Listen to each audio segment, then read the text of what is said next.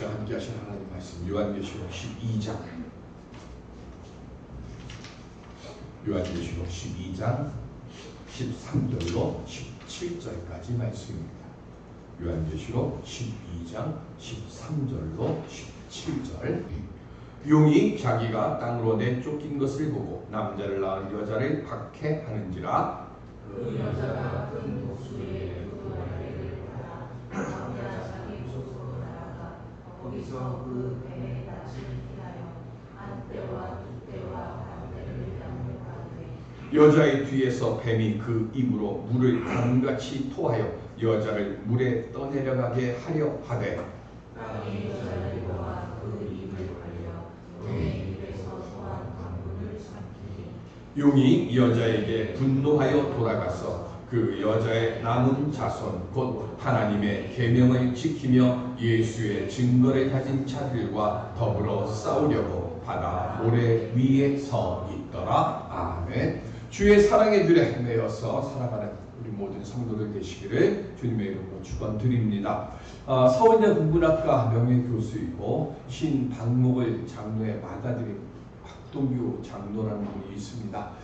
이분이 초등학교 6학년 때 6.25 전쟁이 일어났습니다. 아버지인 박목을 장로는 그때 이미 제주도 남쪽으로 가 계셨고, 그래서 5살짜리 여동생 그리고 젖먹이 남동생과 그리고 어머니와 함께 무작정 남쪽으로 피난을 갔습니다. 그래서 임시로 정착한 곳이 평택의 한 작은 마을이었습니다. 그런데 전쟁 중이니까 민심이 흉흉해서 도저히 그곳에서 있을 수가 없어서 다시 서울로 올라가자 하고는 서울로 올라가려고 이제 짐을 싸기 시작을 합니다. 그리고는 이른 아침에 새벽에 어머니가 재봉틀을 쌀로 바꿔오셔가지고 끈을 메어가지고 박동규 그 어린 박동규에게 그것을 매라고 이야기를 했다고 합니다. 그래서 그 메고 어머니보다 조금 앞서서 가는데 조금 가다 보니까 한 건장한 청년이 와서 이렇게 얘기하더랍니다. 너무 무겁지? 같이 가는 길까지 내가 좀 져줄게. 순진한 이 아이는 그냥 그대로 그게 줄 알고 고맙습니다 하고는 그 청년에게 자기 쌀보따리를 넘겨줬답니다. 그리고는 청년이 성큼성큼 걸어가니까 이 초등학교 6학년 됐으니까 그래도 걸음을 가는데 한참을 가다 보니까 어머니가 안 보이기 시작하는 거예요. 불안한 마음에 막 급한 걸음으로 가면서 이제 그 쌀보따리 제가 지고 갈 테니까 내게 달라고 하는데 청년이 대답하지도 않고 계속 더 빨리 가더랍니다. 이러다가 이거 생명 같은 쌀을 잃어버릴까봐 급한 마음에 계속 쫓아가는데 갈림길이 탁 나오는 거예요. 더 이상은 쫓아가면 쌀도 쌀이지만 어머니를 잃어버릴까봐 그 갈림길에 그냥 앉아가지고 털퍼덕 앉아서 하염없이 울었다고 합니다. 그러니까 1시간쯤 지나더니 어머니가 오셨대요. 그래서 어머니에게 울면서 자초지정을 다 말씀을 드렸더니 어머니가 이 아들을 품에 가만히 껴안고는 이렇게 말씀하더랍니다. 그런 상황에서도 내 아들이 영리하고 똑똑해서 어미를 잃지 않았구나. 자기 스스로는 내가 바보 같은 행동을 했다고 생각했는데 오히려 어머니가 어머니를 잃지 않은 그 행동을 잘했다고 그러면서 자신은 따뜻하게 보듬어주는 어머니의 그 한마디가 앞으로 내가 정말로 똑똑한 사람으로 살아야지라고 하는 그 결심을 하게 만들었다고 합니다. 삶을 살아가다 보면 이처럼 난감해지는 경우가 있습니다.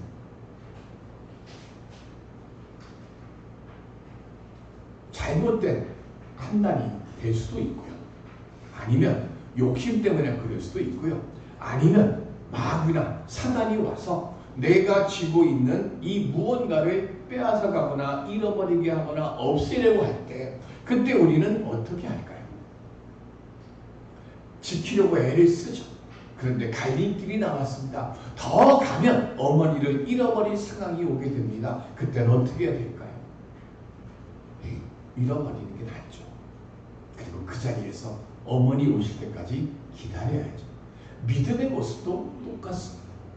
내 힘으로 할 수 없는 상황이 올 때는요, 그거 잃어버린 거, 잊어버려야 될 거, 그거 찾겠다고, 그거 얻겠다고, 그거 지키겠다고 계속 가다 보면 주님을 잃어버리고 내가 어디에 있는지, 내가 지금 무엇을 하는지를 놓쳐버리게 됩니다.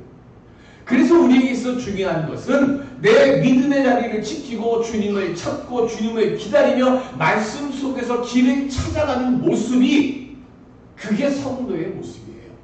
좋은 손해 볼 것 같고요. 이거 없으면 내가 끝날 것 같지만, 우리 그런 거 많이 경험해 봤잖아요. 그 당시는 힘들고 어려웠어요. 그런데 지나고 보니까 다 흘러가는 거예요. 그런데 기왕 흘러갈 거면 우리는 믿음의 새로운 전환점이 되어서 흘러가도록 하는 것이, 그게 옳은 것 아니겠습니까? 찾을 수 없는 것, 잃어버려야 될 것, 흘려버려야 될 것, 그거 빨리 내려두고요. 성도가 가져야 될 것을 체험하고 찾고 지키며 살아갈 수 있는 오늘 우리들이 되시기를 바랍니다. 내가 믿음으로 있는 그곳에 나 혼자 있을 것 같지만, 그 갈림길에서 내가 울면서 어찌하오니까 하고 내가 주님을 기다릴 때, 주님이 뒤늦게 오셨던 그 어머니처럼 반드시 우리에게 함께 오시고 우리를 안아주시고 우리로 하여금 위로하고 우리로 하여금 새롭게 일어설 수 있는 능력의 힘을 주실 줄로 믿습니다. 이 시간 그 은혜의 힘을 얻는 우리 모두가 될 수 있기를 주님의 이름으로 간절히 축원드립니다. 어떻게 하면 그런 은혜를 얻을까요? 하늘에서 내어 쫓긴 용, 아들을 낳은 여자, 즉 예수 그리스도를 낳은 교회를 박해합니다. 하늘로 올라가신 예수 그리스도를 어떻게 상대할 수가 없으니까 이 땅에 있는 교회를 지금 공격하는 거예요. 어떻게 공격하는가? 오늘 13절에 보면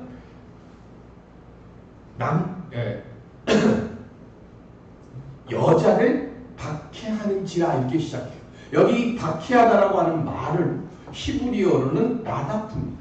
이 나다프를 70인역에서 헬라어로 옮기면서 디모코로 디모코로 바뀌었어요.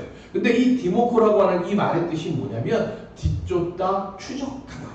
그래서 뒤쫓고 추적하면서 박해하는 겁니다. 마치 사냥꾼들이요, 사냥감을 몰이하듯이 그렇게 뒤쫓고 그렇게 추적하는 거예요. 벗어나질 길이, 도망갈 길이 없도록 만들어 놓고 궁지로 계속 몰아가는 것, 이게 박해하다의 뜻이에요.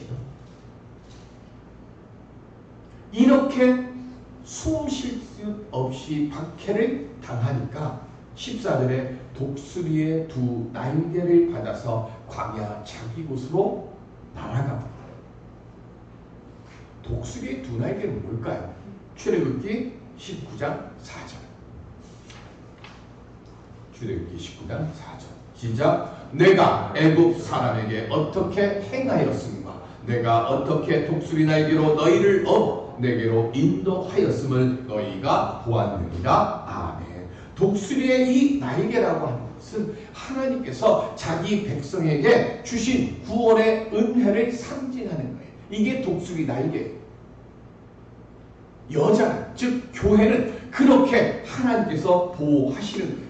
사단이 끝까지 쫓아오고 따라와서 박해를 하지만 궁극적으로는 하나님께서 그 속에서도 뭘 하셔요? 보호해 주시는 거예요. 그런데 그 데려가신 곳이 어디라 그랬어요? 광야입니다. 왜 광야로 가셨을까요? 광야, 자기 곳 이렇게 되어 있거든요. 신명기 32장 10절. 시작. 여호와께서 그들 항무지에서 짐승이 부르는 광야에서 만나시고 호위하시며 보호하시며 자기의 눈동자같이 지키셨도다. 아멘. 출애굽 40년 동안 하나님께서는요, 이스라엘을 하나님의 백성으로 양육하시기 위해서 시내 광야, 미디안 광야, 바란 광야, 이 세 개의 광야를 지나게 하셨어요. 그리고 이 기간 동안 하나님께서 이스라엘과 함께 그들을 하나님의 선민으로 만드시기 위해서 계약을 맺으셨고 율법을 제정해서 가르쳐 주시고 하늘에서는 만나를 내려서 먹여 주시고, 그러면서 오직 하나님만 바라보게 하시고 하나님만 의지하게 하시면서 말씀에 순종하며 살아가는 훈련을 시키셨습니다. 여기 보면 짐승이 뭐 했어요? 부르짖는 광야. 광야에 있으면 짐승이 부르짖어요. 짐승이 부르짖는 소리가 마치 바로 옆에서 들리는 것처럼 그렇게 들려요. 얼마나 무서워요? 사단이 그리고 하나님의 백성들을 시험하려고 하는 마귀의 울부짖음이 귀에는 들려요. 지금 무슨 얘기입니까? 울부짖는 소리가 들리는 그것이라는 얘기는 위험이나 어려움의 그것은 있지만 일정한 거리를 떼어놨다는 거예요. 그리고 하나님께서 친히 보호해 주신다는 거예요. 철로 역정에 보면 이 여행자가 주인공이 길을 가는데 길가에 길을 쭉 가는데 사자 한 마리가 탁 있어요. 그래서 그 길가에서 누르렁거리면서 이 여행이 가지 못하게 가로막는 거예요. 그래서 두려워서 가려고 하는데 옆에서 천사가 얘기합니다. 목을 자세히 봐라. 그랬더니 목에 줄이 묶여 있어요. 그런데 줄이 묶여 있는데 내가 이 길로 옆으로 해서 가면 사자가 거기까지 이 발이 안 와요. 딱 거기까지. 광야에 부르짖는 소리란 얘기는 바로 그 얘기예요. 위험이 없거나 두려움이 없거나 시련이 없거나 시험이 없거나 그게 아니에요. 시험도 있고 위험도 있고 사자도 있어요. 다만 뭐 한다고요? 나를 물어 죽이지 못할 정도로 하나님께서 뭘 해주시고요? 끈으로 묶어놓으신 거예요. 그래서 출애굽기에 보면 굶어 죽은 사람 없고 목말라 죽은 사람이 없다고 얘기하잖아요. 그렇게 하나님이 친히 보호해 주시면서 광야를 지나게 하시는 거예요. 그곳에 교회가 있어요. 그곳에 성도가 있어요. 왜? 그래야 거기에 하나님의 보호하심이 내가 받기 때문에 그렇습니다. 바로 그것이 하나님의 양육하심과 하나님의 보호하심이 있는 곳이에요. 그래서 우리는 이곳을 지켜야 되는 거예요. 근데 우리가 알아야 될 것, 고통의 자리에 우리만 따로 띄워놓지 않으신다는 거예요. 3년 동안 비가 오지 않을 때 엘리야도 그곳에서 함께 있었고 함께 고통을 겪었습니다. 다만 차이가 있죠. 가뭄이 점점 심해가니까. 그때 하나님께서 엘리야에게 뭐라고 말씀하세요? 요단 앞 그릿 시냇가에 가라고 그러시죠. 그리고 요단 앞 그릿 시냇가에 거기에 숨으니까 하나님께서 아침과 저녁으로 누구를 보내셨어요? 까마귀를 보내요. 까마귀를 보내서 떡과 고기를 엘리야 앞에 놓게 하셔요.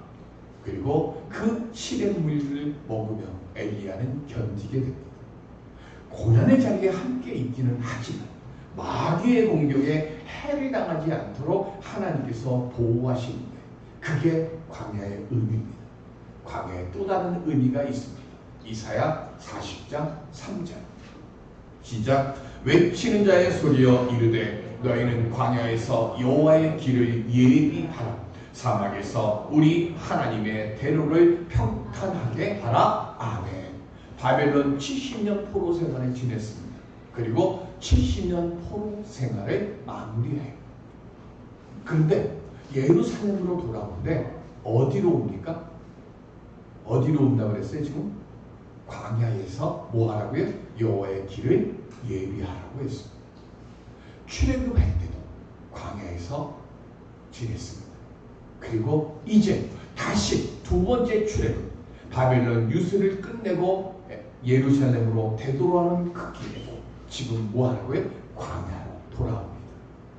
그 광야를 통과해서 오는 이스라엘 백성들에게 필요한 것이 딱 한 가지 있어요. 그 한 가지를 이사야는 이렇게 말씀합니다. 이사야 40장 31절 시작. 오직 여호와를 앙망하는 자는 새 힘을 얻으리니 독수리가 날개치며 올라감 같을 것이요 다른 박질하여도 곤비하지 아니하겠고 걸어가도 피곤하지 아니하리로다. 아멘. 딱 한 가지, 하나님을 앙망하는 것. 하나님만 바라보고 하나님만 생각하고 하나님만 의지하고 하나님의 그 길만 생각하며 그 길을 걸어갈 때 그때에 만나를 내리시고 돌을 쳐서 물을 주셨던 것과 같은 그 은혜의 돌보심도 이스라엘과 함께해 주신다는 거예요. 그래서 세상을 이겨나갈 힘을 공급해 주시고 그리고 그 힘을 가지고 이길 수 있도록 양육해 주시는 거죠. 15절에 보면 여자의 뒤에서 누구 왔어요? 윤여를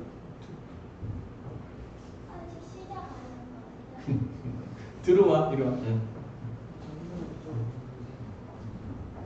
전도 타이가 왔구나.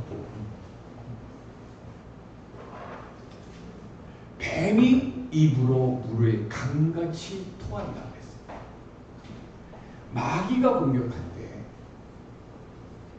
알아야 될 거는요, 힘으로 빡치지 않습니다. 뒤에서 물을 토해낸다는 얘기는요, 뒤에서 간결히 부린다는 거예요. 간결히 부려가지고 성도들을 미혹시키는 거예요. 수많은 이단들이 생기고 그래서 교회와 성도들을 미혹시켜서 구원의 자리에서 떠밀려 내려가게 하는 겁니다. 그럼 우리 어떻게 해야 될까요?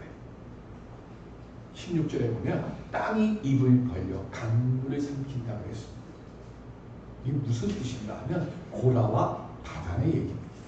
고라와 다단 그리고 아비람이 힘을 합쳐가지고 모세와 아론에게 대들죠. 저항을 합니다. 뭐라고 하면서 했어요? 모두가 다 우리 각각 거룩하고 하나님께서도 우리 중에 계시는데 왜 모세 당신 혼자만 지도권을 행사합니까? 하면서 대들었어요. 그래서 어떻게 합니까? 하나님께 기도를 했고 하나님께서 답을 주시잖아요. 어떻게 모세 편과 고라 편으로 나누어 서라고 합니다. 그리고 하나님께 기도하고 하나님부터 응답받은 대로 모세가 이렇게 말을 합니다. 민수기 16장 30절 시작. 만일 여호와께서 새 일을 행하사 땅이 입을 열어 이 사람들과 그들의 모든 소유물을 삼켜 산채로 수월에 빠지게 하시면 이 사람들이 과연 여호와를 멸시한 것인 줄을 너희가 알리라. 아멘. 성경에요, 지진이라고 해서 정확하게 지진해갖고 나온 첫 번째 기록이 바로 여기에요. 이전까지만 해도 지진이라고 하는 말이 성경에 없었어요. 그런데 처음으로 지진해가지고 뭐 하신 거예요? 하나님의 심판의 말이 지금 임한 사건입니다. 고라와 다단, 아비람의 반란을 그대로 두었다고 하면 이스라엘이 큰 혼돈에 빠졌을 거예요. 그런데 하나님께서 땅이 입을 벌려서 고라와 그의 소유물, 그들과 함께했던 모든 것들을 다 삼켜버렸습니다. 삼켜버리고 난 뒤에 어떻게 됩니까? 이스라엘이 빠르게 안정을 찾잖아요. 물론 뒤에도 계속 대들고 그래서 아론의 쌍난 지팡이까지 가게 되지만 어쨌든 처음으로 뭐 하신 거예요? 하나님 마귀가 흩어져 나와서 강물처럼 입에서 토해낸 그 간계의 말로 인해서 이스라엘의 직속들이 휩쓸려 내려가는데 더 많이 휩쓸려가지 않도록 하나님께서 땅이 입을 벌려서 그들을 삼켜버려서 그 싸움이 그치게 되는 거예요. 바로 지금 그 모습을 보고 요한이 지금 12장에 그렇게 기록한 거예요. 마귀의 간계의 그 물로 인해서 이단도 미혹되고 이것저것에 미혹돼서 그 마귀의 문에 휩쓸려서 떠내려가는 그들을 하나님이 땅이 입을 벌려 그들을 삼킨 것으로 그 간계를 멈춘 그 사건처럼 하나님이 그렇게 교회를 도우신다는 거예요. 땅이 입을 벌리니까 우리 당연히 뭐예요? 어려움이 없죠. 그럼에도 사단은 아직도 화가 났어요. 무슨 화가 나느냐? 17절에 보면 사탄이 분노해서 여자의 남은 자들과 더불어 싸우려고 바다 모래 위에 서 있었다고 했습니다. 여기서 말하는 남은 자들이 누구냐면 두 종류예요. 첫 번째는 하나님의 계명을 지키는 자들입니다. 일본이 권세를 가지고 뭘 했는가 하면 일제말에 신사참배를 하잖아요. 수많은 교회, 수많은 목사님들, 수많은 장로님들이 그 일본의 창칼 권력 앞에 신사참배를 하죠. 그런데 순교하기까지 그 계명을 지킨 분이 계시다. 주기철 목사님. 바로 그런 분들, 그런 분들이 하나님의 계명을 지킨 자들입니다. 두 번째는 뭐라고 그랬는가 하면 예수의 증거를 가진 자들이라 그랬어요. 고라와 다단이 미혹할 때 모세의 편에 서서요 생명의 자리를 지킨 자들이 있었던 것처럼 예수 그리스도의 자리에 서서 세상 유혹과 물질과 권력의 힘 앞에서 미혹되거나 위축되지 않고 믿음으로 그 자리를 지킨 것. 다다음 시간에부터 나올 숫자죠. 이들은 666이라고 하는 짐승의 수가 나옵니다. 이 짐승의 수가 어디에 써 있다고 했어요? 오른손이나 이마라고 했고요. 엑소시스트인가요? 오맨인가요? 거기 다니엘이 나오는데 그 악마의 아들이. 근데 그 다니엘은 제 기억으로는 귓볼에 666이 써 있는 걸로 알고 있습니다. 근데 성경적으로 얘기하면 이마 아니면 오른손이에요. 666이라고 하는 숫자. 그게 무슨 표예요? 짐승의 표라고 했어요. 그리고 그거를 사람의 수라고 얘기합니다. 그 사람의 수, 짐승의 표와 싸우는 사람들이 있습니다. 그들이 누굽니까? 14만 4천 명입니다. 우리 다 14만 4천입니다. 14만 4천 명 숫자 정해진 거 아니에요. 뭐가 14만 4천이라고 했어요? 믿음의 자리를 지키는 사람들이 모두 다 14만 4천입니다. 그거를 지금 여호와의 증인이나 아니면 신천지나 뭐 이쪽 다국수나 다 그거를 지들의 거기로 맞춰서 이상하게 해석을 해서 그런 거고요. 성경에 있는 숫자는 그런 의미로 되는 게 아니에요. 짐승의 수 666, 뭐 나중에 말씀을 드리겠지만 666은 하나님의 수 777에서 하나가 빠지는 게 사단의 수기 때문에 그래서 666이 되는 거예요. 무슨 거의 다른 의미 없어요. 뭐 컴퓨터를요 A는 6, B는 12 이렇게 해갖고 하니까 컴퓨터를 해서 그 알파벳을 딱 더하면 666이 나와요. 그래서 처음에 컴퓨터나 전 세계 보급될 때 이게 악마의 수라고 그래서 종말이 온다고 별의별 이상한 데가 다 갖다 붙이죠. 히틀러도 거기다 놓으면 그것도 666이 돼. 맞추려면 다 맞춰요. 여러분 숫자에 미혹되지 마세요. 14만 4천은 그 14만 4천이 아닙니다. 믿음의 자리를 지키고 구원에 이를 자가 그들을 모두 다 포함한 수가 14만 4천입니다. 영화 남극일기라고 하는 영화가 있습니다. 흥행은 그렇게 되지 않았던 영화고요. 제가 아는 기억으로 포스터는 제가 봤어요. 남극일기라고 하는 영화 이렇게 하면 이 뭐지 에스키모 옷 같은 거 남극일인 거 얼마나 춥겠어요. 그 옷 입고 수염이 이렇게 풍성한 얼굴 주인공. 그 남극 1기를 촬영하려고 사인을 하고요. 이제 촬영을 준비하기 위해서 아까 말씀드린 뭘 길러야 돼? 수염을 길러야 되니까 수염을 열심히 기르고 있는데 몇 달 사인한 지 몇 달 뒤에 CF 광고가 하나가 들어온 거예요. 근데 그걸 찍으려면 뭘 해야 되느냐? 수염을 깎아야 돼. 근데 그 CF 모델료가 얼마냐면 10억. 그 남극 일기를 찍으면서 받은 개런티가 얼마인지 모르겠어요. 자, 그게 딱 왔습니다. 주연 배우는 송강호인데 송강호 씨가 그때부터 고민하기 시작하는 거예요. 수염을 탁 깎고 10억짜리 CF를 할까? 아니면 계속 수염을 기르고 얼마인지 모르지만 이 영화를 계속 찍어야 될까? 그런데 송강호 씨는요 바로 합니다. 10억을 벌기 위해서 영화를 찍는 게 아니라 10억을 포기하기 위해서 영화를 찍기로 합니다. 수염 깎는 역 맡았으면 얼마나 좋았겠어요. 그죠? 근데 수염을 길러야 돼요. 수염이 이만큼 나오기 위해서 그 얼마나 오래도록 수염을 길러야 됩니까? 그렇게 기른 걸 깎고 다시 또 하려고 그러면 영화가 찍을 수가 없어요. 본업인 영화를 계속 선택할 거냐? 아니면 부업으로 광고로 부수입을 올릴 것이냐는 문제예요. 송강호 씨는 과감히 10억을 포기하고 본업에 충실하기로 합니다. 예수 평생 믿지 않으면 10억 주겠다고 하는 요청이 여러분들에게 온다고 하면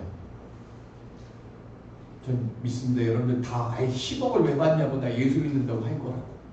그런데 한 1년만 예수 믿지 말고 한 6개월만 예수 믿지 말고 그러면 내가 1억 줄게 그러면 여러분들은 어떻게 하실 거예요? 처음에 생각할 거예요. 1년인데 6개월인데 1억 받고 6개월 동안 교회 안 다니고 예수 안 믿는 척하지. 그거 뭐 어렵지 않잖아. 이렇게 혹시 우리 유혹에 빠지지 않을까요? 시간이 정해져 있어요. 그게 관계예요. 여자의 뒤에서 물을 토해내는 관계가 그런 겁니다. 이번 주만 가지 마. 아니면 이번에는 뭐 하지 마. 이번에만 하다 보면 결국엔 뭐가 됩니까? 평생 갑니다. 그래서 우리가 기억해야 하는 거예요. 어떤 유혹에 미혹될 때 나는 이마에 666을 받는 악마의 수를 받는 사람이 될 수 있다고 하는 사실을 우리는 잊지 말아야 됩니다. 나는 예수의 증거를 가진 자가 되는 거예요. 설령 666 바코드가 찍혀있는 자도 예수를 믿기 위해서 그 바코드를 지워야 할 것이 우리인데 우리가 그 유혹에 빠지면 안 되죠. 내 믿음의 자리를 잘 지키고요. 그리고 사단의 괴계를 능히 잘 견디었어요. 그 용과의 싸움에서 견디고 승리하는, 그래서 우리 모두 다 14만 4천이라고 하는 그 수에 우리가 빠지지 않도록 깨어있는 오늘 우리들이 되시기를 바랍니다. 주변 보지 마시고요. 나와 하나님과의 1대1이에요. 여러 번 말씀드립니다. 케이루 케무르가 이런 얘기를 해요. 기도란 하나님과 내가 1대1로 내가 벌거벗은 채로 하나님 앞에 서 있는 것이 기도라고 했어요. 우리는 하나님께 갈 때 누구 때문에 내가 하나님께 가는 게 아니에요. 내 믿음으로 하나님께 가는 겁니다. 유혹이 오고 핍박이 오고 어려움이 올 때 내가 그 자리에서 믿음의 자리를 지켜서 그 갈림길에서요 어디를 택하지 말고 차라리 거기 서서 주님이 오실 때까지 기다리고 주님 손 잡고 14만 4천 승리자의 노래를 부르면서 내가 가야 할 길을 바르게 갈 수 있는 세상의 유혹과 핍박에 흐트러지지 말고 주님이 나를 이 만남의 교회로 불러주신 그 이유는 믿음의 자리를 든든히 지키고 하나님과 그 나라에 함께 들어가는 용과의 싸움을 견디라고 나를 이곳으로 불러주신 줄로 믿고 그 믿음으로 견디며 승리해서 용과의 싸움에서 승리의 계가를 부릴 수 있는 우리 모두가 될 수 있기를 주님의 이름으로 간절히 축원드립니다. 은혜의 아버지 하나님, 믿음으로 잘 견디고 믿음으로 잘 이겨가는 우리들 되게 하여 주시옵소서. 감사하며 예수 그리스도의 이름으로 기도드립니다. 아멘.